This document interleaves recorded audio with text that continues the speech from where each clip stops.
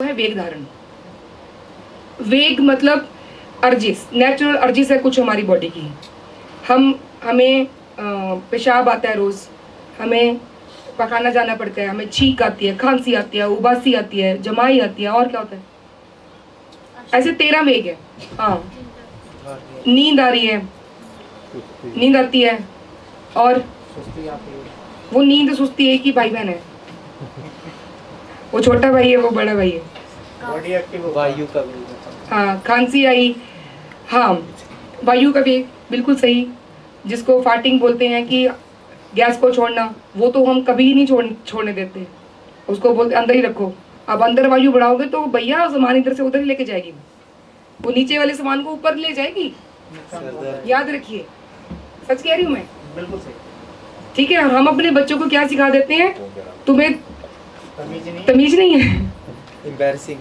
हाँ है ना, कि कितना एम्बैरसिंग हो गया, तुमने पब्लिक में बैठे हुए खांस दिया इतनी जोर से, छींक मार दी इतनी जोर से, है ना, इतनी अपनी वायु हवा पास कर दी, सबको पता चल गया तुमने किया है।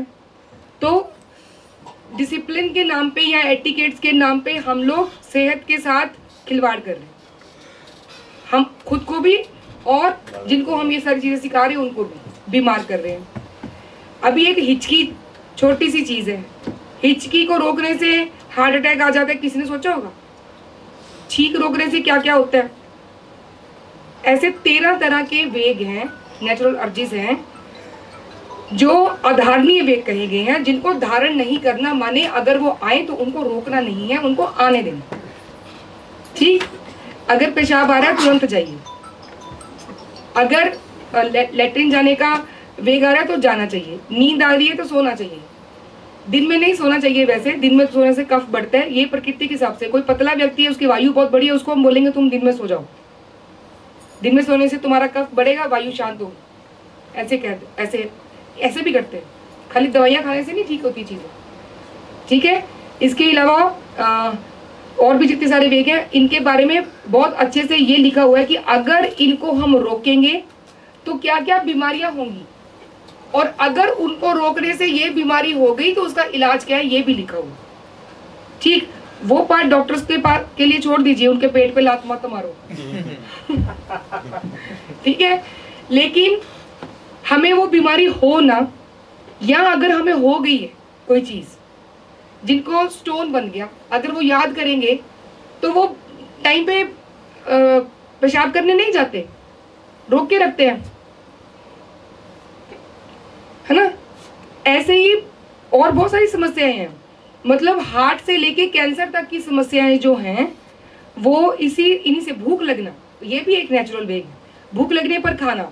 अगर आप समझने की कोशिश करेंगे तो बहुत ही ज्यादा साइंटिफिक चीजें हैं, इनके पीछे साइंस है कि हम हर चीज को साइंटिफिकली समझ सकते हैं। आप भूख लगने पर क्यों खाना, 3-4 दिन पहले भी हमने इस विषय में बात करी थी कि पेट में, भगवान जी को क्या जरूरत थी पेट में अलार्म लगाने की, वो अलार्म बजता है, उसमें भी हमें शर्म आती है।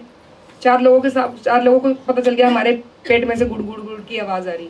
तो भैया ये तो आजकल के जमाने में एक, समझ लीजिए, वर्चू है, एक लग्जरी है आपके लिए। अगर आपका पेट आपको बता रहा है कि खाना खाओ या भूख लगी है, मेटाबॉलिज्म इन लोगों का इतना सप्रेस हो गया कि भूख ही नहीं लगती है, पता ही नहीं चलता खाना भी है कि नहीं खाना।